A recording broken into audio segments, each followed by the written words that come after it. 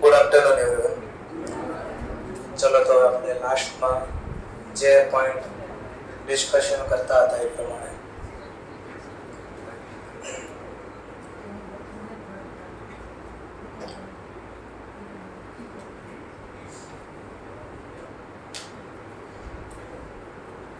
Investment આપણે કરેલું હતું.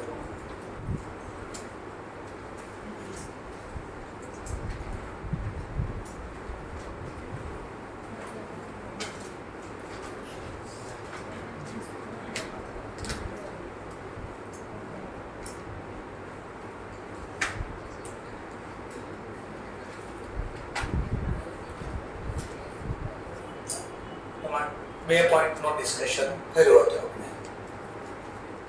એક 1 જાન્યુઆરી અને 31 ઓગસ્ટના રોજ પરચેસ કર્યા હતા. ચલો ત્યાર પછીનો ટોપિક જોઈએ આપણે.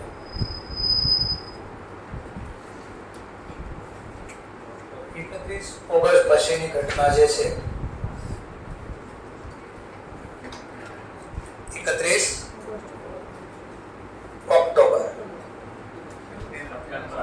ઓક્ટોબર નહીં, બીકોઝ આપણે આવી જાય છે સપ્ટેમ્બર, એટલે ઇન્ટરેસ્ટની ડેટ આવી જશે. તો જો તમારે સેપરેટ વર્કિંગ નોટ ન બનાવી હોય તો અહીંયા તમે અહીંયા બી બનાવી શકો છો. ચલો આપણે અહીંયા બનાવી એકવાર.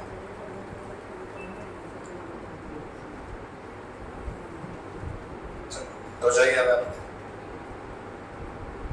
ઇન્ટરેસ્ટ આપણી ઇન્કમ કહેવાય, ઇન્કમ અકાઉન્ટ ક્રેડિટ. તો ઇન્કમ ની કોલમ અને ઇન્ટરેસ્ટ માં લખવાનું. જે ડેટ છે હવે આપણે ચાલે છે 30 સપ્ટેમ્બર. તો પ્રીવિયસ લેક્ચરમાં આપણે અહીંયા સુધી ક્વેશ્ચન સોલ્વ કર્યો હતો. અહીંયાથી સ્ટાર્ટ કરીએ છીએ. ચલો ઇન્ટરેસ્ટ મળ્યો, ચેક થી મળે એટલે બાય બેંક. અગેન કાઉન્સમાં તમે ઇન્ટરેસ્ટ એવું લખી શકો, બેંક નો લખો હોય તો ખાલી ઇન્ટરેસ્ટ લખો તો બી પ્રોબ્લેમ નથી.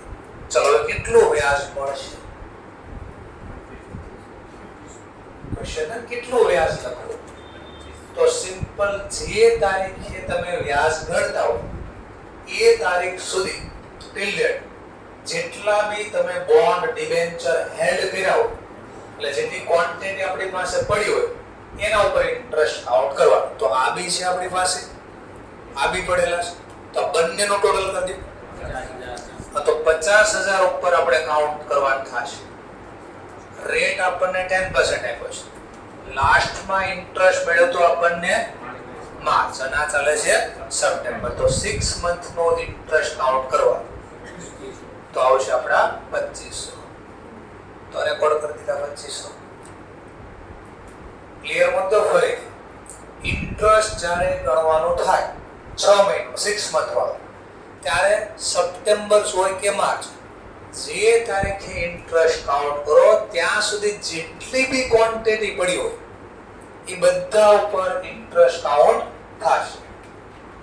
ઓકે, ચલો બીજો ક્વેશ્ચન. હવે 31 ઓક્ટોબર. હવે આમનો ટોપિક આવે છે.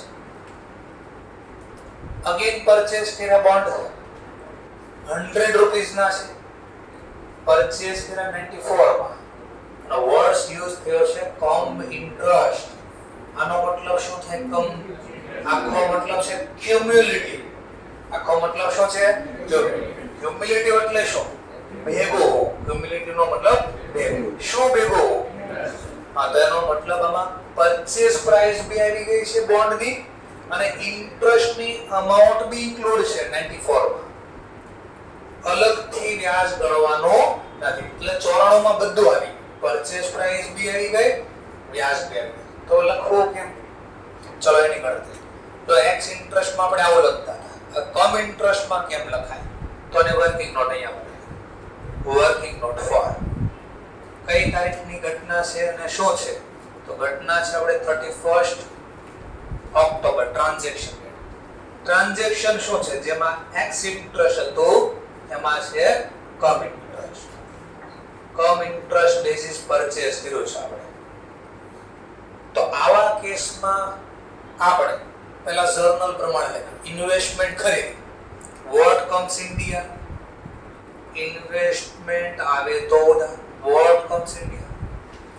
પૈસા ચૂકવશો એટલે ટુ બેંક અકાઉન્ટ, ચેક થી ચૂકવા લે, અને ઇન્ટરેસ્ટ બી પે કરવું પડશે. ઇન્ટરેસ્ટ આપણો એક્સપેન્સ અકાઉન્ટ. બટ ક્વેશ્ચન થાય 250 બોન્ડ ખરીદા 94 માં, કોના નામે કેટલા લખો? તો પહેલા આવા કેસમાં એ બેંકમાં પહેલા લખાય. અગર બંનેના ભેગા રહી તો 250 મલ્ટીપ્લાય બાય 94. બોલો કેટલા થયા? 23,500. હવે આ બંને 23,500 માં બંને ઇન્ક્લુડ છે, તો બોલો કઈ માહિતી એમાં પહેલા ગોતી શકાય? શા માટે પણ ઇન્ટરેસ્ટ? કારણ કે ઇન્ટરેસ્ટ ગણવા માટેના બંને ઇન્ફોર્મેશન આપણી પાસે અવેલેબલ છે. કેટલો સમય છે અને કેટલી તમારી એની ફીસ, રેટ બી આપણી પાસે અવેલેબલ છે. ચલો, તો છેલ્લે આપણે ગવર્નમેન્ટ સાથે ક્યારે ડીલ થઈ? સપ્ટેમ્બર. અને આ શું ચાલે છે? તો કેટલા મંથ થઈ ગયા? 1 મંથ. ચલો, આની ફેસ વેલ્યુ બી ખબર છે, 250 ગુણ્યા 100, તો ફેસ વેલ્યુ 25,000. ઇન્ટરેસ્ટ નો રેટ બી ખબર છે 10%, અને કેટલો સમય થયો એ બી ખબર છે. છેલ્લે સપ્ટેમ્બર, આજે ઓક્ટોબર, 1 મંથ, તો 1/12 208. તો ખબર પડી કે આપણને કે ટોટલ 23,500 જે પે કર્યા ઇન્ક્લુડિંગ ઇન્ટરેસ્ટ, આમાં ઇન્ટરેસ્ટ નો હિસ્સો પોર્શન 208 છે. તો રિમેનિંગ પોર્શન શેનો હોય? Obviously investment. તો એની ગણતરી આમ લખવાની, 23,500 ટોટલ પે કર્યા, એમાં 208 આપણે આના પે કર્યા, તો રિમેનિંગ અમાઉન્ટ આપણું ઇન્વેસ્ટમેન્ટ 23,292. શું ફરક આવ્યો જરા ચેક કરો ને બેમાં, એક્સ ઇન્ટરેસ્ટ ને કમ ઇન્ટરેસ્ટ. એક્સ ઇન્ટરેસ્ટ માં પહેલા ઇન્વેસ્ટમેન્ટ લખવી, પછી ઇન્ટરેસ્ટ લખવી, આ બંનેનો પેમેન્ટ થઈને બેંકમાં લખાય, કારણ કે આપણે અલગથી આપવા પડતા. કમ ઇન્ટરેસ્ટ માં એક્ઝેક્ટ ઉલટો થાય, પહેલા બેંકમાં લખાય, પછી ઇન્ટરેસ્ટ ગણે, અને ઈ મળે તો તમને ઇન્વેસ્ટમેન્ટ મળે. બંનેનો ફરક સમજાણો. કેમ પહેલા આપણે ઇન્વેસ્ટમેન્ટમાં લખતા એક્સ ઇન્ટરેસ્ટ? કારણ કે વ્યાજ અલગથી ગણવું પડે. તો જે અમાઉન્ટ અહીંયા પે કરી હતી, જેમ કે આ 95 વાળો, તેમાં ઓન્લી છે ને પે કર્યા 95, ઇન્વેસ્ટમેન્ટના જ પે કર્યા, કોસ્ટ જ પે કરી, એટલે સીધા આના લખ્યું. ઇન્ટરેસ્ટ સેપરેટલી પે કરવો પડતો, એટલે પછી ઇન્ટરેસ્ટ લખ્યું. અને આ બે ખબર પડે તો તમારે બેંકમાં કેટલા લખવાય ખબર પડે. સમજાઈ ગયો? ચાલો પાછું રિપીટ થશે. આનો લેઝર પોસ્ટ બોલો. ઇન્વેસ્ટમેન્ટ અકાઉન્ટમાં, ઇન્ટરેસ્ટ અકાઉન્ટમાં, હા, તો બંને ઇન્ફોર્મેશન ડેબિટ સાઈડ જશે. અહીં ડેટની કોલમમાં પહેલા ડેટ 31 ઓક્ટોબર, સામેનું નામ, તો અહીંયા પહેલા પરચેસ, બેંક નહીં લખ્યું, નકર ખબર નહીં પડે આપણને, એટલે પહેલા લખી દઈશું પરચેસ. ક્યાંથી ક્વેશ્ચનનો આન્સર ફાઇન્ડ કર્યો? Working note four. કેટલા પરચેસ કર્યા? 250 ગુણ્યા 100, તો 25,000. એમાં ઇન્વેસ્ટમેન્ટ એટલે આ કોસ્ટ કોલમમાં નાખો. ખરીદી કેટલાને પડ્યા આપણે? 23,292. અને ઇન્ટરેસ્ટ કેટલો હતો? 208. ક્લિયર? તો કમ ઇન્ટરેસ્ટમાં પહેલા કઈ ઇન્ફોર્મેશન લખાય અને એક્સ ઇન્ટરેસ્ટમાં કઈ ઇન્ફોર્મેશન લખાય, કામનો ટોપિક હતો. એક્ઝામ અહીંયા જ અટવાઈ જશે, એટલે ધ્યાન રાખો થોડું. ચલો, આ બી પોઈન્ટ પૂરો થયો. હવે બહુ બધી ખરીદી કરી, તો વેચવાનું બી કામ કરશો ને. શોર્ટ ટર્મ પર્પઝ થી લીધા છે આપણે, તો ક્યારેક તો ભાવ વધે કે ઘટે તો ક્યાંક કરશું. તો આવ્યો પાછો 30 નવેમ્બર.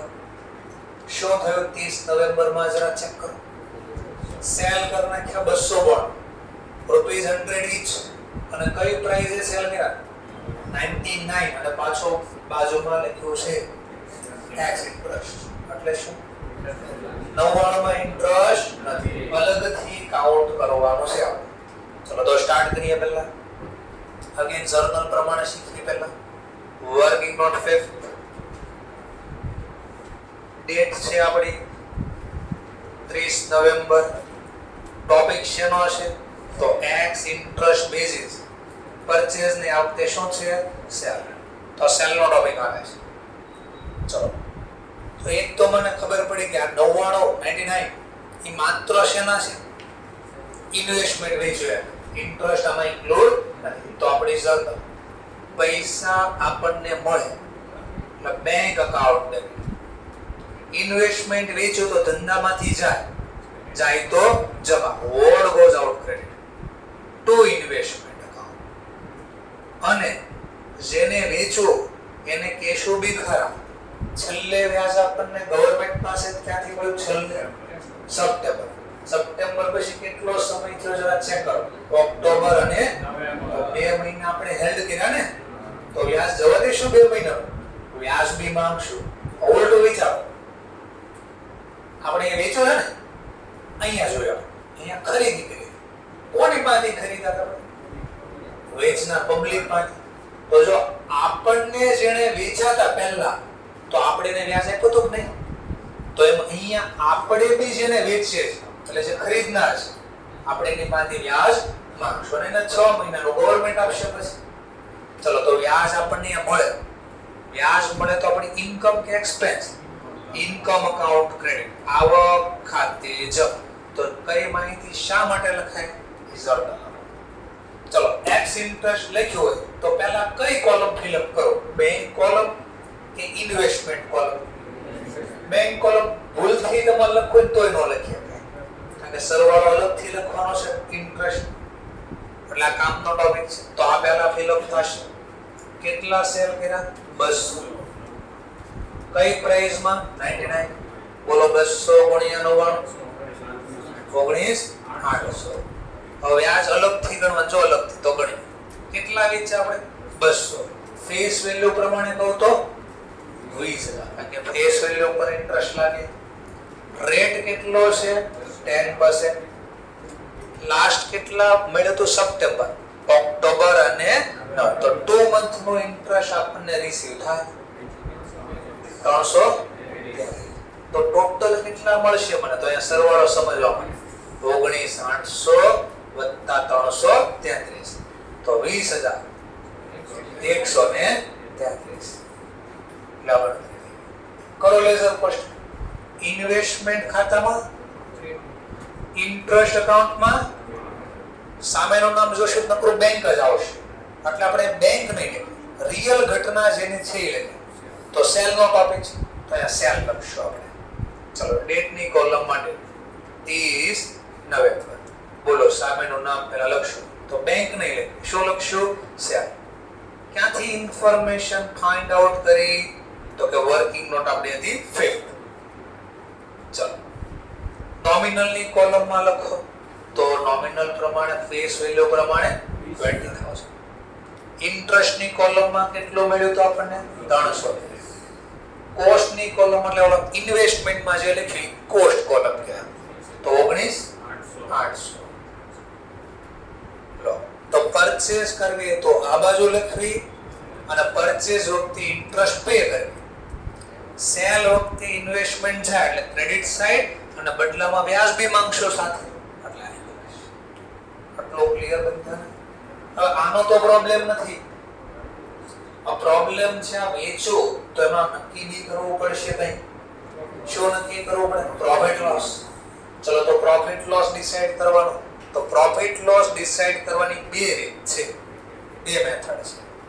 એટલે એની કોસ્ટ ડિસાઈડ કરો. કોસ્ટ ઓફ ગુડ્સ સોલ્ડ આવતો આપણે COGS, વેચેલ માલની પડતર. એમાં ઇન્વેસ્ટમેન્ટ સેલ કર્યો એની પડતર ફાઇન્ડ કરવા માટેની બેમાંથી એક રીત એક્ઝામમાં લખવાનું. એણે કીધું હોય તો એ નથી કીધું તો આપણે એ પ્રમાણે. તો મેં અહીંયા એ બી લખ્યું છે ઇમ્પોર્ટન્સ ટોપિક.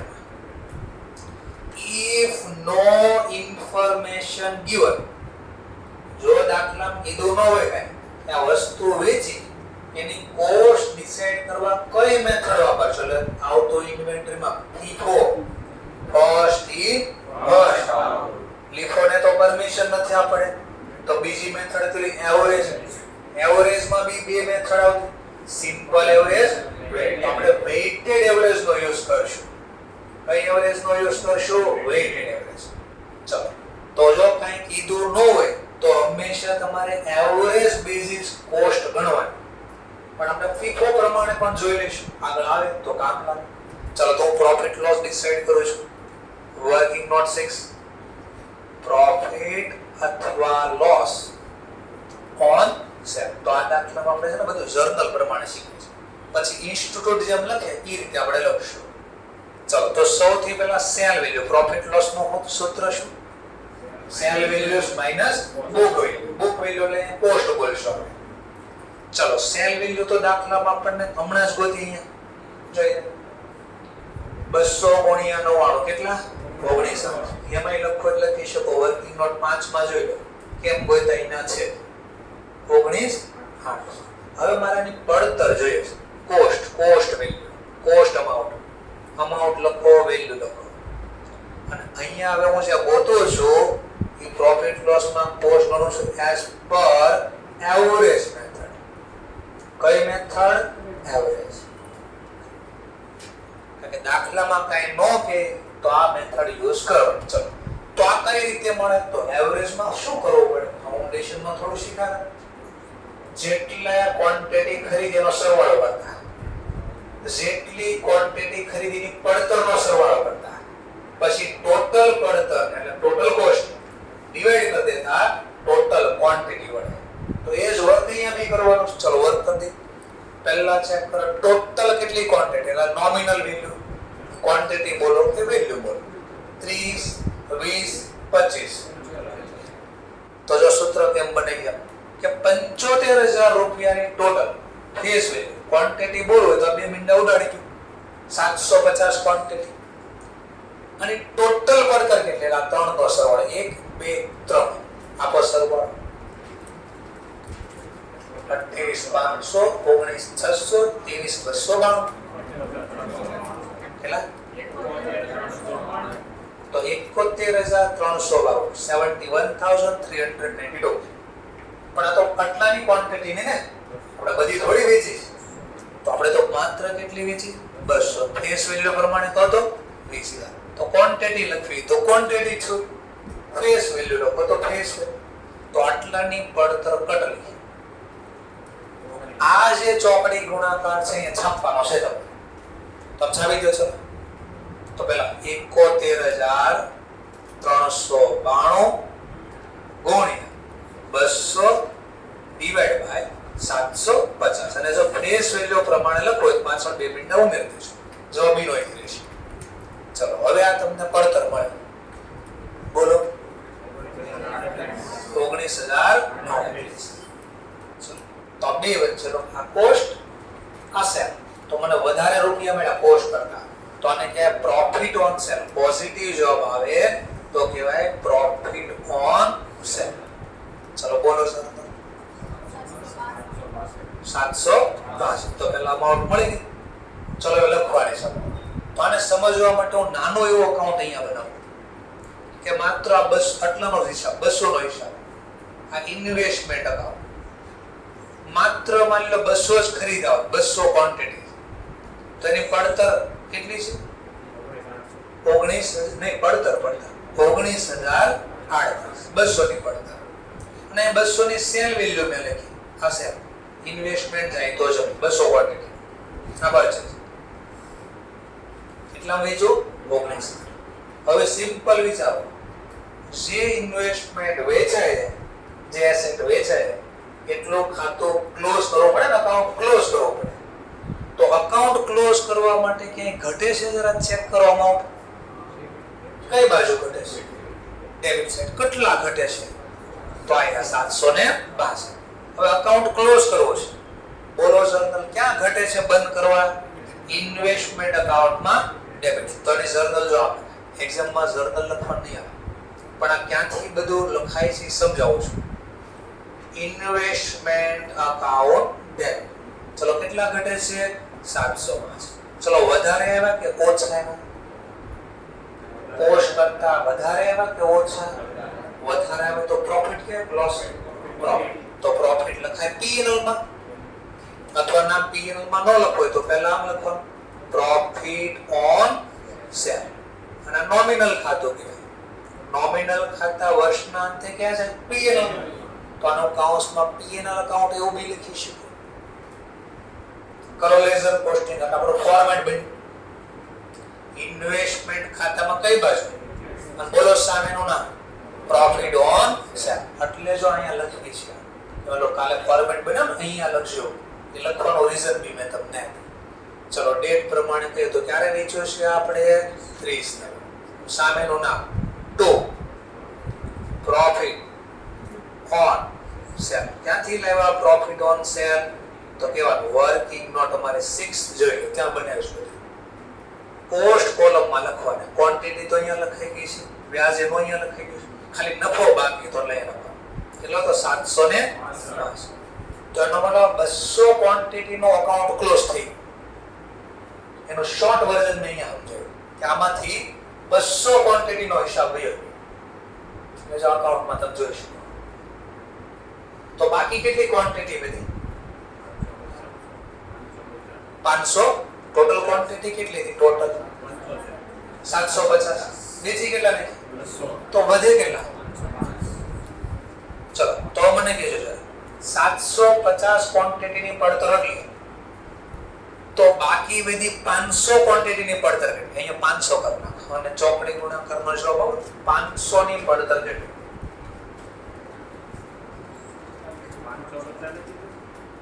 550. ચલો 550 550.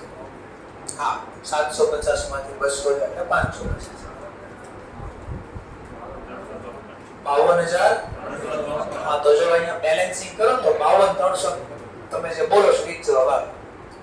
આ સરવાળામાંથી આ બાદ કરો એટલે અહીંયા 550 ની પડતર જ બાકી રહે. એટલે 200 નો હિસાબ બંધ થઈ ગયો કહેવાય. જોઈશું આનો સરવાળો અહીંયા સુધી કરો. હમણાં આવવાનો જ છે બેલેન્સ એટલે કરી દો. એમાંથી 19800 લેસ કરી નાખો. 52000 તો આવી ગયો છો 52300. હા તો આવું કરવાથી શું થયું ખબર પડી? આ શા માટે અહીંયા લખ્યા ખબર પડી? શા માટે અહીંયા 762 કેમ લખ્યા? અકાઉન્ટ ક્લોઝ કરવા. કયો અકાઉન્ટ ક્લોઝ કરવા? જે સેલ થઈ ગયો, પ્રોફિટ લોસ ડિસાઈડ થઈ ગયો અને એ બંધ થઈ ગયો. આ વધુ એશિયનની બેલેન્સ શોધી દો જે હજી અનસોલ્ડ છે, વેચવાના બાકી એની પડતર વચ્ચે. તો આ લખવાનો રીઝન એ ખબર હોય છે શા માટે અહીંયા લખ્યું. તો એ રીઝન બી તમને ચલો હવે શું બધું તો લખાઈ, બધા ટોપિક પૂરા થઈ ગયા. પણ હવે સમજવા માટે એ પછીથી વચ્ચે ડિસ્ટર્બન્સ ના થાય. બધા ટોપિક પૂરા થઈ ગયા. ક્યાં સુધીના ડેટા હતા આપણે ત્યાં? તો કે 30 નવેમ્બર સુધી. એ તો લખાઈ ગયું. અને આપણો વર્ષ પૂરું ક્યારે થાય? તો દાખલા ક્વેશ્ચનમાં આપેલો છે કે પ્રીપેડ અકાઉન્ટ જાન્યુઆરી થી તો ડિસેમ્બરમાં હવે બીજી કોઈ ઘટના બની નથી.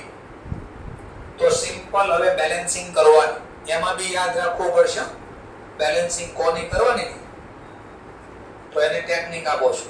એક્ઝામમાં જો આડાવડો લખ્યો તો અડધો ભૂલાઈ જશે અને તકલીફ થઈ જશે. તો પહેલું કોનું કામ કરવાનું ખબર છે? આ ક્વોન્ટિટી એટલે નોમિનલ અમાઉન્ટ એનું ટોટલ, એમાં ડેબિટ સાઈડ નો ટોટલ પહેલા કરવાનું. ડેબિટ નો ટોટલ બધા ટોટલ ડેબિટ નો પહેલા 75000 અને પછી આ બાજુ બી પહેલા ટોટલ કરવાનું. બે બાજુનો ટોટલ સેમ થવું જોઈએ ને. તો અહીંયા ઘટે.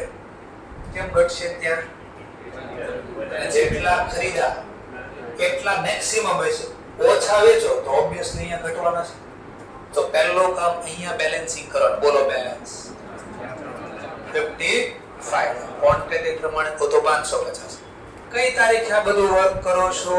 31 ડિસેમ્બર. તો વર્ષ વાપરશો બાય બેલેન્સ કેરી ડાઉન. વર્ષના અંતે એટલા પડ્યા છે. પડતર બી ખાલી ક્વોન્ટિટી થોડી લખાય બેલેન્સ શીટમાં. બેલેન્સ શીટમાં તો આપણે અમાઉન્ટની કોલમ હોય. તો અમાઉન્ટ કેટલી? તો હવે અમાઉન્ટનો ટોટલ કરવાનો. 72130. તો અહીંયા બી 72,154 લાવા સમથિંગ ઘટશે 52,354. તો પહેલા બે ની બેલેન્સિંગ કરી દેવાની. હવે શું કરવાનું? હવે આપણે યાદ કરવું પડશે વચ્ચે પાછું જે આવક થઈ આ S13 યાદ કરો કોને લાગુ પડે? જે ઇન્વેસ્ટમેન્ટ ખરીદ્યું એને, ઇન્વેસ્ટમેન્ટ વેચ્યું એને, અને વેચવા ઉપર કેટલો પ્રોફિટ થયો એને S13 એપ્લિકેબલ છે. બટ એના ઉપર જે ઇન્કમ થાય એને S13 નથી લાગુ પડતો, એને S9 લાગુ પડે. અને S9 કહે છે આ જે ઇન્કમ થાય એને કયા બેસિસ લખજો? એક્રુઅલ બેસિસ. એક્રુઅલ નો મતલબ શું? જેટલી સર્વિસ આપી એટલે આપણા પૈસા વાપરે છે તો એટલા સમયની આવક લઈ લેવા, પછી રોકડા મળે તો ભલે ન મળે. તો છેલ્લે વ્યાજ ક્યારે મળ્યું? તો ગવર્નમેન્ટમાં સપ્ટેમ્બર. આજે શું ચાલે? તો આટલા મહિનાના પૈસા એને વાપર્યા, મને વ્યાજ આપ્યું છે તો એની સર જો આમ લખાય વ્યાજ આપણી આવક ખાતે જમા. જો રોકડા મળી જાય તો બેંક લખી, પણ 3 મહિને બેંક ગવર્નમેન્ટ વ્યાજ આપશે ને, તો 6 મહિને એક સાથે. તો મળી ગયો કે બાકી છે? તો મળવાના બાકીને ઇંગ્લિશમાં બે નામથી બોલતા, ઇન્ટરેસ્ટ રિસીવેબલ અથવા ઇન્ટરેસ્ટ આઉટસ્ટેન્ડિંગ.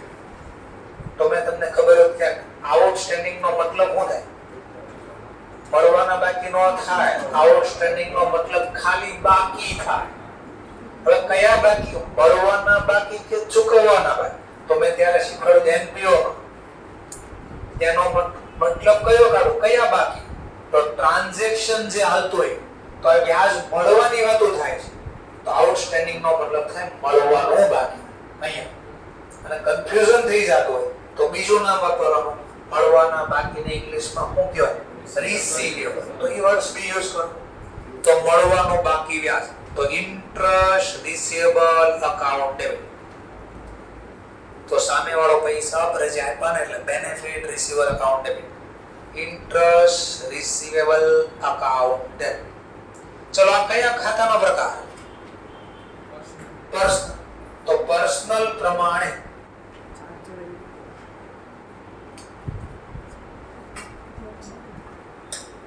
ચલો પહેલા અમાઉન્ટ લખીને પછી જોઈએ. તો છેલ્લે કેટલી ક્વોન્ટિટી આપણે વાપરે છે? નોમિનલ બોલો કે જે બોલે 55. તો આનો વ્યાજ ગણવો પડશે. 55,000 રેટ આપ્યો છે 10% અને સપ્ટેમ્બર પછી ડિસેમ્બર 3 મંથ નો ઇન્ટરેસ્ટ આઉટ કરી દો. કેટલા? 1375. તો લેખા 1375. હવે લેઝર કોસ્ટિંગ કરો. ઇન્ટરેસ્ટ ખાતામાં કઈ બાજુ? જમા બાજુ. તો આવો ઇન્ટરેસ્ટ અકાઉન્ટ, આ ક્રેડિટ સાઈડ ની કોલમમાં કેટલા બાકી? 1300. અને બાકીને આ બોલે બેલેન્સ કેરીડ આઉટ. તો અહીંયા રિસીવેબલ નું નામ બની ગયું બેલેન્સ કે મળવાનું બાકી. આટલી બેલેન્સ બાકી છે મળવાનું. તો આટલા સ્ટેપમાં દાખલો આવશે તમારે. આ મિનિમમ આટલા સ્ટેપ, આમાં વધી શકશે ઘટશે.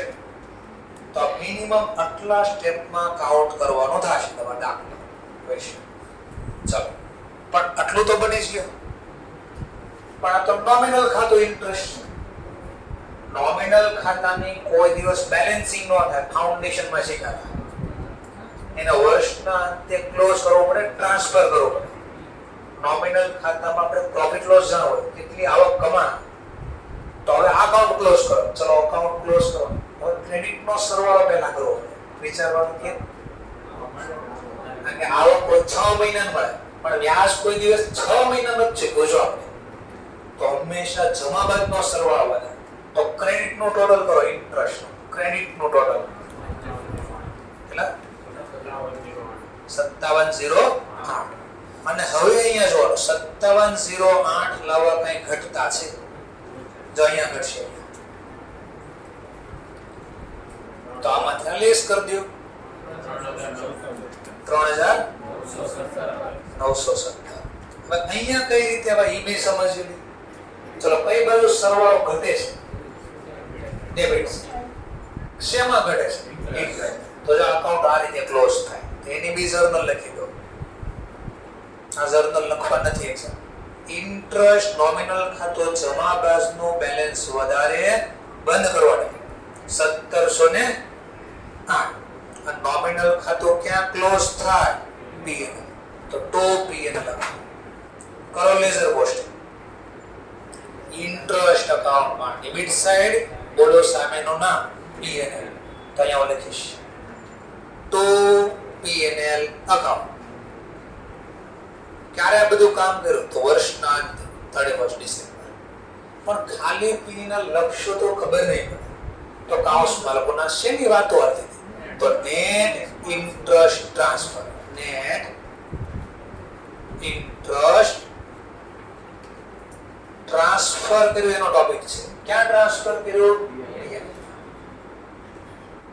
આઈ નફો પીએનએલ માં જાય છે ને, તો કયો નફો છે ખબર પડે. એટલે આ વેચ્યો એનો નફો છે અને ઇન્ટરેસ્ટ નો નફો છે. ઓકે, તો આટલા ટોપિક નો ડિસ્કશન કરવાનું. હવે આમાં હવાલા એડ થશે. એટલે આટલું તો આવવાનું જ છે કોઈ પણ કામ. હવે આમાં નવા જે પોઈન્ટ આવશે આપણે શીખવાનું છે. ઓકે, ચલો 2 મિનિટ માટે જસ્ટ માની લો આપણે જે અહીંયા હતા પ્રોફિટ લોસ કોન્સેપ્ટ. કેટલી રીત છે કોસ્ટ ગોતવાની? 2. એવરેજ મેથડ અને FIFO મેથડ. લીખોને પરમિશન. પણ જો એક્ઝામ અહીંયા કીધું હોત તો FIFO પ્રમાણે કોસ્ટ ગોતો, તો FIFO નો મતલબ ફર્સ્ટ ઇન ફર્સ્ટ. તો જો આના બદલે હું અહીંયા અથવા કહું છું FIFO પ્રમાણે કાઉન્ટ કરતો હતો, FIFO પ્રમાણે પ્રોફિટ લોસ કાઉન્ટ કરું છું, તો સેલ વેલ્યુ તો એટલી જ રહેશે આપણે, બીકોઝ એમાં તો ચેન્જ નથી કર્યો મેં. બટ હવે મારી કોસ્ટ વેલ્યુ કેટલી? Cost amount. તો FIFO પ્રમાણે જે સ્ટોક પહેલા ખરીદો ઈ પહેલા વેચાશે, તો પહેલા કેટલા રૂપિયાની ક્વોન્ટિટી ખરીદી જરા ચેક કરીએ આપણે. 30, 300 બોલો કે 30. એની પડતર કેટલી છે? પણ આપણે 300 બધા થોડી વેચી નાખ્યા. તો આમાં બી એવરેજ ટૂંકમાં તો 300 ની પડતર ટોટલ કેટલી છે? 19,28,500. આમાંથી આપણે કેટલા વેચ્યા? માત્ર 200. તો 200 ની પડતર કેટલી? FIFO પ્રમાણે 19,000. તો આ કેસમાં મને પ્રોફિટ કેટલો થાય? 800. Profit on cell. તો બે રકમમાં થોડો ચેન્જ આવ્યો બીકોઝ આમાં એવરેજ હતી. તો આના ચોકડી ગુણાકાર આમ લખવો પડે કે 28,500 ઈ તો 300 યુનિટના છે, તો 200 યુનિટ FIFO પ્રમાણે વેચા ફર્સ્ટ ઇન ફર્સ્ટ આઉટ. તો એની પડતર કેટલી? સમજાઈ ગયો ટોપિક? આખો છે. ઓકે, તો FIFO પ્રમાણે મે બી આવું આવી શકે. તો આગળ જોશું પછી. એક નાની થિયરી માની લો સમજવા માટે.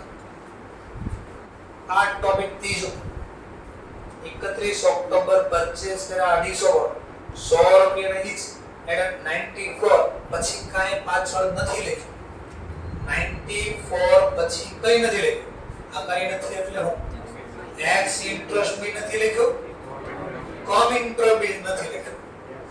તો આપણે શું સમજવાનું? કઈ રીતે ખરીદ્યો છે? તો ઓલવેઝ ધારણા કરવાની એક્સ ઇન્ટરેસ્ટ બેસિસ હશે. એવું મેં પાછળ નોટ કરીને લખી દીધું છે. If no information then security is a X. એટલે ખરીદી હોય તો ભલે, સેલ હોય વેચવું હોય તો ભલે.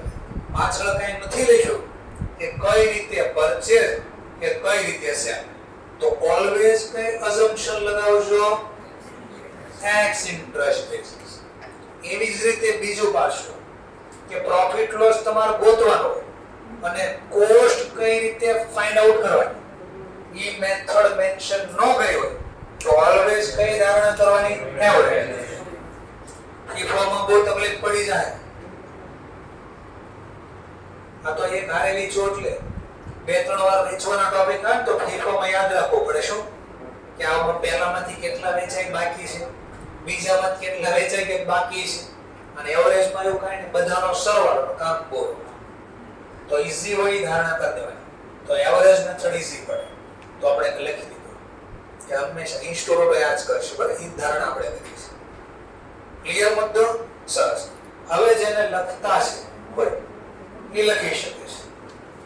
જેને એમ લાગે ને હોશિયાર, મને આવડી ગયું થોડો ઘણો, તો એ આગળનો ક્વેશ્ચન ટ્રાય કરી શકે છે.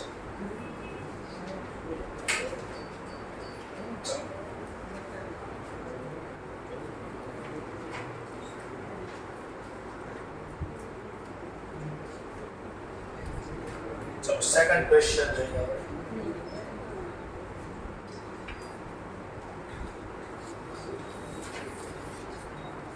Page number 14. Mr. Z investment in 18% government bond. Interest pay કરવામાં આવે છે 31st March and 13 September. Prepare account from January to December. ચલો આટલું વાંચીને પહેલા ટાઇટલ આપી આપો. ચલો ટાઇટલ આપી દીધી.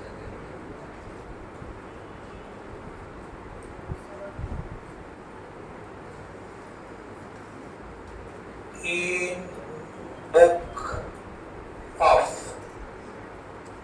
Mr. Z. એટલે ખરીદનારની બુક્સમાં શું તૈયાર કરીએ છીએ? ઇન્વેસ્ટમેન્ટ. તો ઇન્વેસ્ટમેન્ટ કર્યું આપણે. ક્યાં કર્યું? તો investment in 18% government bond account. કયો ઇન્વેસ્ટમેન્ટ છે એ મેન્શન કરો, અલગથી લખો તો વાંધો નથી. ક્યાંથી ક્યાં તૈયાર કરો છો? ફ્રોમ અકાઉન્ટ તૈયાર કરો. ક્યાંથી ક્યાં? તો કે first January two 31st December. અને ઓર એક ઇન્ફોર્મેશન લખવી તો લખી શકાય. ઇન્ટરેસ્ટ આ ફરજિયાત નથી, કમ્પલસરી નથી, કાઉન્સ કરવું. ઇન્ટરેસ્ટ ડ્યુ ડેટ એટલે ભૂલાય નહીં એટલા માટે. ચલો વ્યાજની ડેટ કઈ કઈ છે? 31st March and 13th September. તો કાઉન્સ વાળો કમ્પલસરી નથી, ઈચ્છા પડે તો લખી શકાય, અધરવાઇઝ કોઈ પ્રોબ્લેમ નથી. ચલો એનું ફોર્મેટિંગ કરી દઈએ.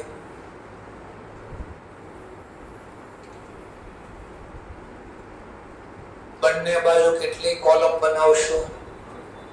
5 કોલમ ટોટલ. ડેટ, પર્ટિક્યુલર અને અમાઉન્ટની કેટલી કોલમ બનશે? 3. કઈ 3 કોલમ બનશે? તો કે નોમિનલ, જેને ફેસ વેલ્યુના નામથી બી ઓળખી શકાય. પછી બોન્ડ ઉપર શું મળશે? ઇન્ટરેસ્ટ. અને મફતમાં તો મળશે નહીં, પહેલા ચૂકવવા પડશે એટલે કોસ્ટ. કોસ્ટ નો બોલ હોય તો એનું બીજું કઈ નામ છે? હા, પ્રિન્સિપલ કોલમ. કઈ? પ્રિન્સિપલ. ચલો પણ જનરલી કોસ્ટ વર્ડ મોટા ભાગે આવે એટલે આપણે એ વર્ડ યુઝ કરીએ છીએ. ડેટ, પર્ટિક્યુલર, અગેન 3 કોલમ બનાવી દીધી. ક્રમ મેન્ટેન રાખવાનો. તો પહેલા કોનું નામ લખ્યું? નોમિનલ. તો અહીંયા બી નોમિનલ વર્ડ યુઝ કરવાનો. Than after interest, than after cost. ચલો પહેલા આટલું લખાઈ ગયા બાદ હવે આપણે સ્ટાર્ટ કરીએ. જે ટ્રાન્ઝેક્શન શરૂ થાય, પણ એક્ઝામમાં મેં ટેકનિક આપી સીધું લખવાનું ચાલુ નહીં કરવાનું, અંડરલાઈન નો વર્ક કરી દેવાનું. ચલો તો વ્યાજની ડેટ આમાં વચ્ચે જે આવતી હોય ત્યાં અંડરલાઈન કરી દેવાનું. તો આ બેની વચ્ચે ફેબ્રુઆરી અને જુલાઈની વચ્ચે માર્ચ આવી ગઈ, તો ત્યાં પહેલા પેન્સિલ અંડરલાઈન કરી દેવાનું. પેન્સિલ પેન જે યુઝ કરતા. પછી જુલાઈ પછી સીધું નવેમ્બર છે, તો એની વચ્ચે એક ડેટ આવી જાય સપ્ટેમ્બર વ્યાજ, તો આ બેની વચ્ચે અંડરલાઈન કરી દેવાનું. પછી પાછળ કોઈ ટ્રાન્ઝેક્શન વચ્ચે આવી જાય છે ને સીધો ડિસેમ્બર જ છે, વર્ષ તો ત્યાં પૂરું થઈ જાય છે. તો આટલી પહેલા અંડરલાઈન કરી દેવાની અને હવે ટ્રાન્ઝેક્શન લખવાનું સ્ટાર્ટ કરીએ.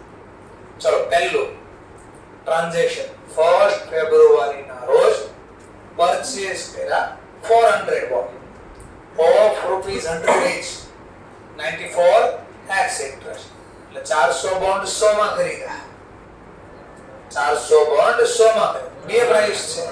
તો મેં પ્રીવિયસ લેક્ચરમાં બી કીધું હતું એટ અથવા એટ ધ રેટ નો સિમ્બોલ આવશે. આ બેની પાછળ અથવા આ શબ્દ અથવાની પાછળ જે અમાઉન્ટ પ્રાઇસ આપી હોય એ આપણે પરચેસ કે સેલ પ્રાઇસ કહેવાય. તો આમાં જો આપણે લખીએ ઈચ એટ તો અમારી પરચેસ પ્રાઇસ, તો આ શું બની જાય? Face value. એકની ફેસ ઈચ લખ્યું છે તો આ મારી ફેસ વેલ્યુ બની ગઈ, નોમિનલ વેલ્યુ, અને આ એક મારી પરચેસ પ્રાઇસ બની ગઈ. એક્સ ઇન્ટરેસ્ટ નો મતલબ એક્સક્લુડિંગ, વ્યાજ આમાં ઇન્ક્લુડ નથી, અલગથી કાઉન્ટ કરવાનો. ચલો ઇન્સ્ટિટ્યૂટ પ્રમાણે દાખલો સોલ્વ કરીએ.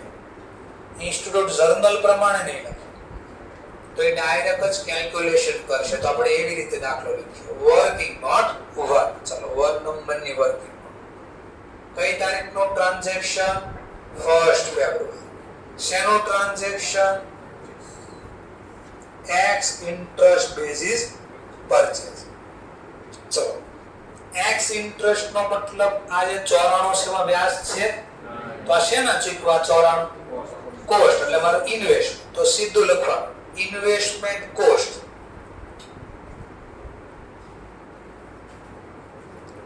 ઇન્વેસ્ટમેન્ટ કોસ્ટ ઓર લખતા ને આવે તો ઉધાર એ લખ્યું ડાયરેક્ટ. કેટલાનો ઇન્વેસ્ટમેન્ટ આવ્યો ધંધા? તો લખો 400 ક્વોન્ટિટી 94 ની પ્રાઇસ છે 37,600. તો આ ડેબિટ સાઈડ લખાય. ચલો હવે વિચારો પાછું, જેની પાસેથી પરચેસ કર્યો એને મારે કંઈ પે કરવું પડશે. શું? શા માટે? વાય? કારણ કે એને હેલ્ડ કર્યા. છેલ્લે એને ગવર્નમેન્ટે ક્યારે આપ્યું છે? સપ્ટેમ્બર, ઓક્ટોબર, નવેમ્બર, ડિસેમ્બર, જાન્યુઆરી, ફેબ્રુઆરી ને પહેલી તારીખ. તેણે કેટલો સમય હેલ્ડ કર્યા? હા, તો 4 મહિનાનો વ્યાજ આપણે એને પહેલા આપવો પડે છે. તો ક્વેશ્ચન તે આપણે શા માટે આપી ભાઈ? એને હેલ્ડ કર્યો તો ગવર્નમેન્ટ આપે ને. તો ગવર્નમેન્ટ કે ભાઈ વચ્ચે કોઈ વ્યાજ નહીં આપો, 6 મહિનાને એક સાથે આપે છે. તો 6 મહિનામાં 2 મહિના આપણું વ્યાજ અને 4 મહિનાનો આનો વ્યાજ છે. એટલે આપણે અત્યારે એને પે કરી દઈએ. ચલો હવે ઇન્ટરેસ્ટ આપણે પે કરવી તો આવક કે ખર્ચ? ખર્ચ ખાતે વધારે. તો સિમ્પલ જોઈએ આવો લખશે ઇન્ટરેસ્ટ અમાઉન્ટ. ડેબિટ ક્રેડિટ નહીં લખે આપણે, એ લખતા ડેબિટ ખબર પડે ક્યાં લખે. ચલો વ્યાજ ઓલવેઝ કોના પર લાગે? ફીસ 400 ગુણ્યા 100 એટલે 40,000. ઇન્ટરેસ્ટ નો રેટ 18%. પણ આ તો આખા વર્ષનો છે. આપણે તો 4 મંથ નો કાઉન્ટ થાય ડિવાઇડ બાય 12. બોલો અને 24 કરજો ટોટલ. તમારે ટોટલ એટલું પે કર્યો, ટોટલ પેમેન્ટ. એટલે બેંક લખતા ને એની બદલે આવું લખશે ટોટલ પેમેન્ટ. આટલા પે કર્યા એમ લખશે બેંક ની બદલે. ચલો બધે સરવાળો 40,000 પૂરા. ઇન્સ્ટિટ્યૂટ નામ લખશે. પણ ક્યાં લખવું આમાં સમજાય ન સમજાય કે એટલે જર્નલ પ્રમાણે આવડી ગયો. ચલો બંને ચૂકવા ધંધામાંથી ગયા તો રોકડ જાય તો જમા. એકમાં કહેશું ઇન્વેસ્ટમેન્ટ આવે તો હોય, એકમાં કહેશું ખર્ચ ખાતે વધારે. ચલો તો એ મેન્શન કરો ડેટ. વર્ષ વારે વારે નો લખો પડે તો પહેલી વાર એક સાથે લખ્યું 2012. ટ્રાન્ઝેક્શન ક્યારનું છે? 1 ફેબ્રુઆરી. શેનો ટ્રાન્ઝેક્શન? તો અહીંયા રિયલ નામ લખવાનું પરચેસ, બેંક નહીં લખવાનું. ક્યાંથી ડેટા ફાઇન્ડ આઉટ કર્યા? તો કહેશો working note work. Nominal value પ્રમાણે 40,000, ઇન્ટરેસ્ટ પ્રમાણે 2400, કોસ્ટ પ્રમાણે 37,600. લા બની ગઈ આપણી વર્કિંગ નોટ વન ને પહેલું ટ્રાન્ઝેક્શન પૂરું. અડધો માર્ક્સ મળે. હવે ખાલી 39.5 ઘટશે આપણે એટલે આપણે પાસ થઈ જશું. બરાબર? હા, તો આટલા માર્ક્સ નો આપણે કવર કરી દીધું. ચાલો જેવું આ સેકન્ડ ટ્રાન્ઝેક્શન રીડ કરશો તો વચ્ચે અંડરલાઈન તમને ના પાડશે કે પહેલા લખવાનું નથી, વ્યાજની ગણતરી. ચલો વ્યાજ ઇન્કમ થશે કે આપણે મળશે કે ચૂકવશું? મળે તો આપણે શું કહેવાય? જમા. આવક, આવક ખાતે જમા. તો ઇન્ટરેસ્ટ ની કોલમમાં લખશું, પણ એની પહેલા અહીંયા ડેટ ની કોલમ 2012 કઈ તારીખે વ્યાજ મળે છે મને? 31 માર્ચ. વ્યાજ મળે બેંક નહીં લખો, એ રિયલ ટ્રાન્ઝેક્શન જે છે એ લખો, બાય ઇન્ટરેસ્ટ અકાઉન્ટ. હવે તમે સેપરેટલી બી વર્કિંગ નોટ બનાવી શકો, સેપરેટ નથી બનાવી તો અહીંયા બનાવો. ચલો હવે ચેક કરો, આ તારીખ સુધીમાં આપણી પાસે કેટલા હેન્ડ કરેલા છે બોન્ડ? એક જ છે, તો એકનો સરવાળો 40,000. રેટ કેટલો છે? 18%. અને કેટલા મંથનું કાઉન્ટ થાય? 6, કારણ કે છેલ્લે સપ્ટેમ્બર અને આ માર્ચ. તો આનો ગુણાકાર કરી લેજો 36. તો જેમાં 6 મહિના મળ્યો છે એમાં 4 મહિનાનો આનો હતો તેને આપી દો, 2 મહિનાનો આપણો છે. ક્લિયર? સરસ.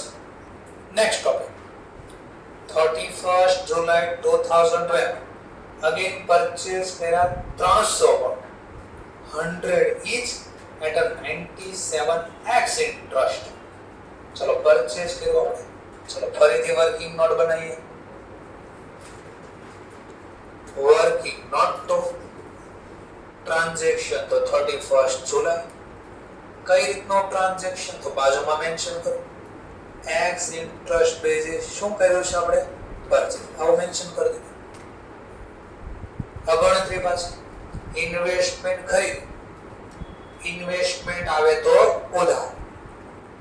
ઇન્વેસ્ટમેન્ટ કોસ્ટ કેટલી? તો કૌંસમાં ગણતરી. કેટલા પરચેસ કર્યા? 300. કઈ પ્રાઇસે પરચેસ કર્યા? 97. ચલો ગુણાકાર આપી દો. 29,100. ચલો ધ્યાન આપજો, ઇન્ટરેસ્ટ બી આપણે એને પે કરવો પડશે બીકોઝ એને હેડ કર્યા માર્ચ પછી. તો આપણે ઇન્ટરેસ્ટ ચૂકવીએ તો આપણે ઇન્ટરેસ્ટ એક્સપેન્સ કહે. ઇન્ટરેસ્ટ અમાઉન્ટ કેટલી? તો એને મેન્શન કરો. ફેસ વેલ્યુ ઉપર ગણે એટલે 30,000. રેટ આપ્યો છે 18%. છેલ્લે માર્ચમાં ડીલ થઈ ગઈ, આજે ચાલે છે જુલાઈ, તો ગણી નાખવાનું તો એ ઉતાવળ લાગે. એપ્રિલ, મે, જૂન, જુલાઈ. જુલાઈમાં પહેલા જો પહેલી નથી લઈ કે ભૂલ થઈ. ચલો આખો મંથ નું કાઉન્ટ આવ્યા છે. 4 મહિનાનો ઇન્ટરેસ્ટ આપી 1800. અને ટોટલ કેટલું પે કર્યું? તો ટોટલ પેમેન્ટ 23,900. લો કામ પૂરું. કરજો લેઝર પોસ્ટ. લો બેંક આપણે લખતા હતા એની બદલે લખી ટોટલ પેમેન્ટ. જર્નલ ઇન્વેસ્ટમેન્ટ આવે તો ઉધાર. કઈ તારીખે ઇન્વેસ્ટમેન્ટ આવ્યો તો ડેટ? 31 જુલાઈ. ટુ પરચેસ ખરીદી છે. ક્યાંથી ડેટા લાવ્યા? તો કે વર્કિંગ નોટ ટુ. નોમિનલ પ્રમાણે 30,000 30,000. ઇન્ટરેસ્ટ પ્રમાણે 1800. અને કોસ્ટની કોલમમાં કેટલા લખ્યા હતા આપણે? 29,100. તો એ વર્કિંગ નોટ પ્રમાણે આ ડેટા આપણે છાપ્યા છે કે આ ઇન્વેસ્ટમેન્ટની કોસ્ટ આટલી છે અમારી, ઇન્ટરેસ્ટની આટલી છે. ચલો તો લખી નાખ્યું. ઓકે, તો બે ટ્રાન્ઝેક્શન ઓર બોલા થયા એટલે 1.5 માર્ક એટલીસ્ટ મળી ગયો. અડધો બધા. ઓકે, તો કેટલો જો 40 માંથી ધીમે ધીમે ઘટતા જાય છે.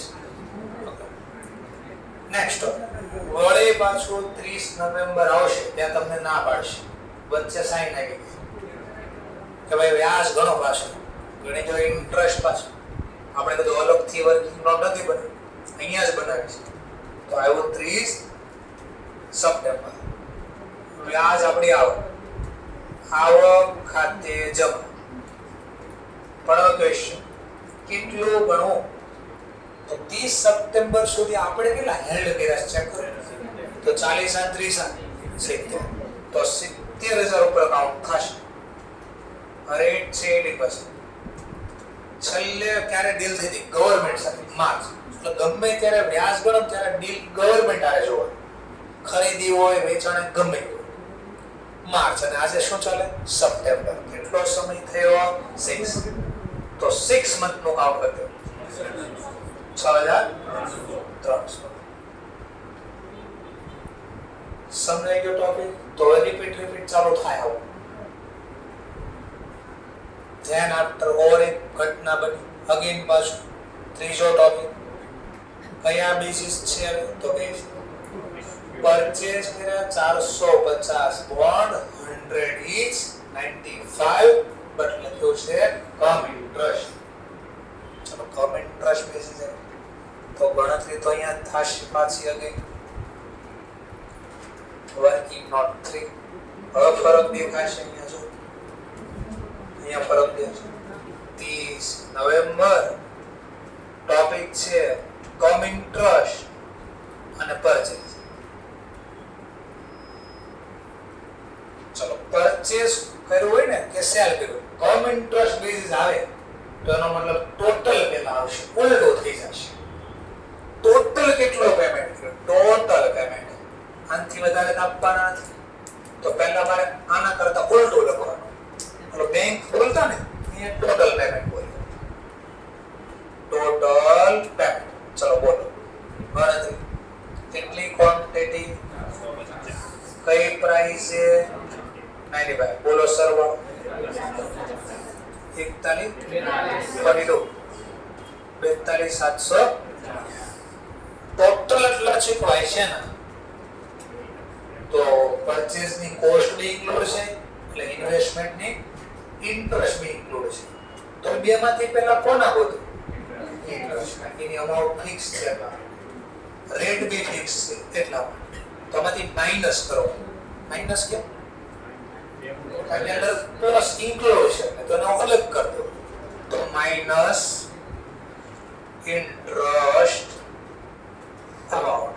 ચલો ઇન્ટરેસ્ટ કઈ વેલ્યુ ઉપર લાગે ફેસ 450 ગુણ્યા 100 એટલે 45 રેટ એડિંગ કસ છેલ્લે ડીલ ક્યારે થઈ સપ્ટેમ્બર આજે શું ચાલે નવેમ્બર ઓક્ટોબર નવેમ્બર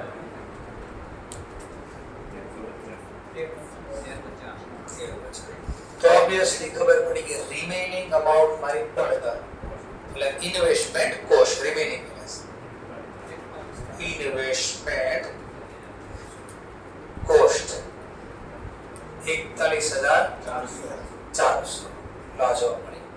એટલે આના કરતા એક સેટ ઉલટો થયો જો આમાં પહેલા ઇન્વેસ્ટમેન્ટ પછી ઇન્ટરેસ્ટ ને પછી ટોટલ કમ ઇન્ટરેસ્ટ આઉટ પહેલા ટોટલ પછી ઇન્ટરેસ્ટ ને પછી ઇન્વેસ્ટમેન્ટ. ચલો અગેન ઇન્વેસ્ટમેન્ટ ધંધામાં આવ્યું 41400 આવે તો ઉધાર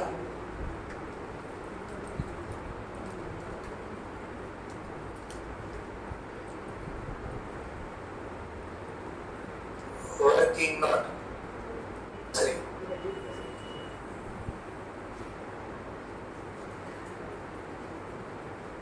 45,000 nominal value cost 41,400 અને interest amount 1350.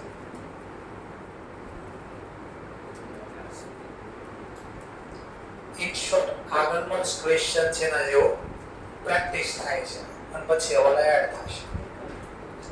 નેક્સ્ટ ટોપિક ચોથો પોઈન્ટ 31 ડિસેમ્બર ના રોજ 300 બોન્ડ વેચી કાઢ્યા 100 each at a 101 માં વેચ્યા x interest basis. So x interest basis વેચ્યા તો working note for 31 December topic છે x ઇન્ટરેસ્ટ સેલ કર્યું. ચલો x ઇન્ટરેસ્ટ નો મતલબ આ માત્ર ખરીદ વેચાણના ડેટા ઇન્ટરેસ્ટ આમાં ઇન્ક્લુડ નથી તો ઇન્વેસ્ટમેન્ટ ની અમુક પહેલા લખવાની ઇન્વેસ્ટમેન્ટ સેલ વેલ્યુ અથવા સેલ અમાઉન્ટ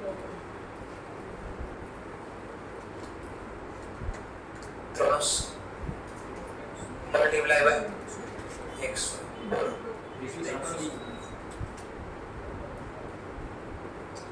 વ્યાજ અલગથી માંગશો વ્યાજ બી આપો વત્તા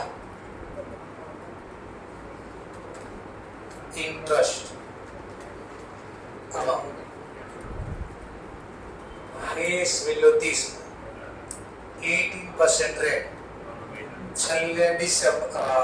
સપ્ટેમ્બર આજે ડિસેમ્બર 3 month 1350 તો ટોટલ રિસીવ કેટલું થાય ટોટલ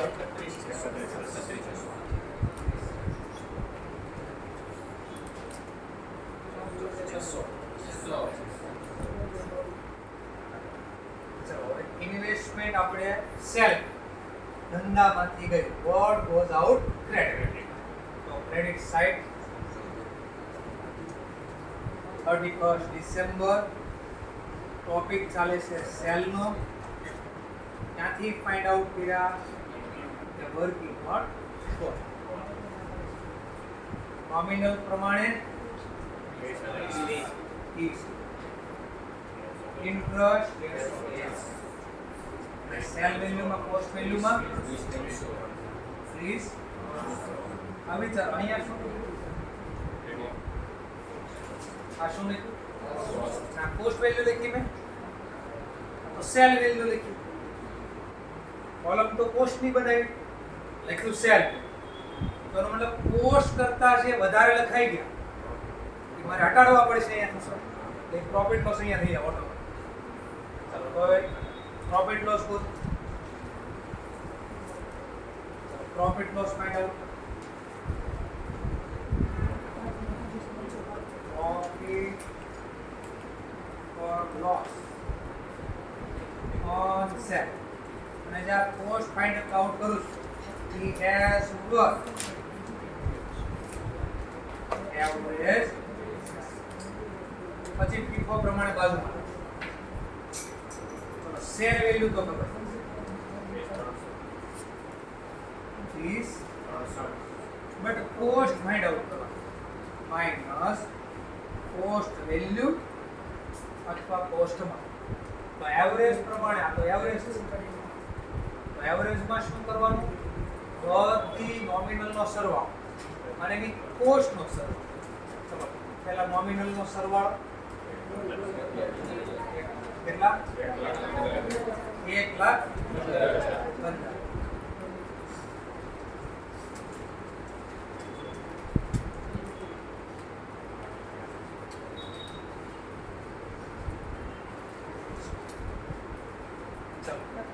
એની ટોટલ પડતર કેટલી છે પહેલા એનો સરવાળો 1,08,000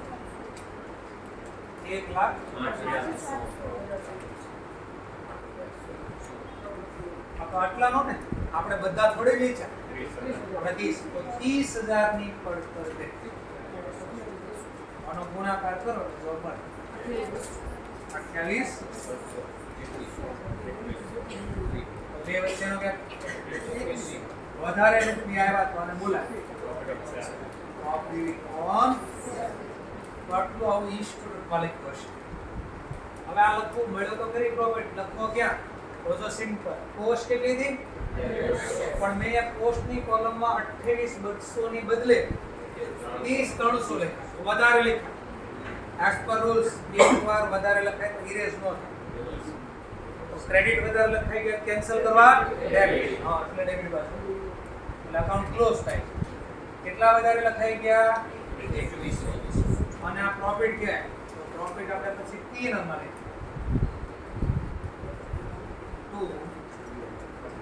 profit on sales ત્યાંથી જવાબ લેવા વર્કિંગ નોટ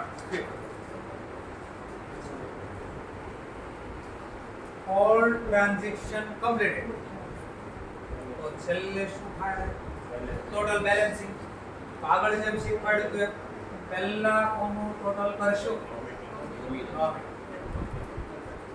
હમણાં ચાલો 2 મિનિટ પહેલા ટોટલ છે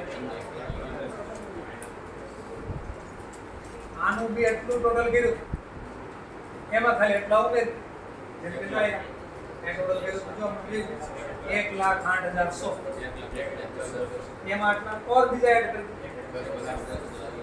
1 10 और सेम आ टोटल અહીંયા મેચ કરવું પડશે તો મેચ કરવા ટોટલ ઘટશે 1,15,000 લાવવા અહીંયા ભેગા 85,000 ને લખશું બાય બેલેન્સ કે વર્ષનો અંત એટલે 31 ડિસેમ્બર. એવું જ આ કોસ્ટનું ક્વાર્ટરનું ટોટલ કર્યું એટલું અહીંયા લાવવા ઘટશે. ભેગા એના માટે આ સરવાળો બાદ કરો 79,900. હવે સીધું ટોટલ ઇન્ટરેસ્ટ નું નહીં કરતા, એક્રુઅલ કોન્સેપ્ટ આડો આવશે. છેલ્લે વ્યાજ ક્યારે મળ્યું? આ શું ચાલે? 3 મહિનાની સર્વિસ ઉપાઈ ગઈ તો મારે આવક લખવી પડે, મને મળી નથી એટલે બાકી મળવાની બાકી. તો આટલાનું વ્યાજ કાઉન્ટ કરજો. મેં નીચે 85,000 18% 38 8 બેલેન્સ કર્યા પછી ટોટલ. અને આ બી મેં અહીંયા લખી દીધું પોઈન્ટ ટુ બી રિમેમ્બર. એમાં જો અહીંયા લખ્યું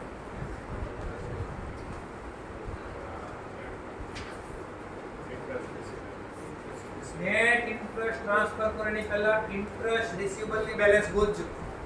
તો મેં આની ટોપિક ની વાત થાય છે, બધો થિયરી સમજાય કોની વાત કરતા. અને હવે તમારે નેટ ઇન્ટરેસ્ટ ટ્રાન્સફર કરવાનું પીએ. તો હવે આનો સરળ 15,000 તો 15,000 75,000 લવ સોરી 75 લવ અહીંયા બેટા 95 અને નોમિનલ ખાતું ક્યાં ક્લોઝ થાય? તો પીએ ને લગાવો. પણ પીએ ને લખશું તો ખબર નહીં પડે. મેં લખશું net interest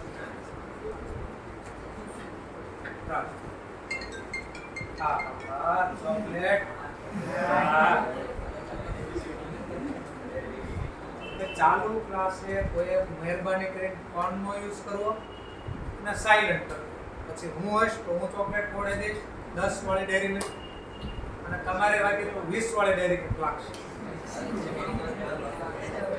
ચાલુ ક્લાસે ફોનથી પકડાતા નહીં અથવા રિંગ ન ઉઠાડતા. હું ચાલુ ક્લાસે ફોન લઈને બેસી જાવ તમારા કરતા તો મે બી મારે વધારે કામ રહેતું હશે ફોન, એવી ધારણા કરીશ.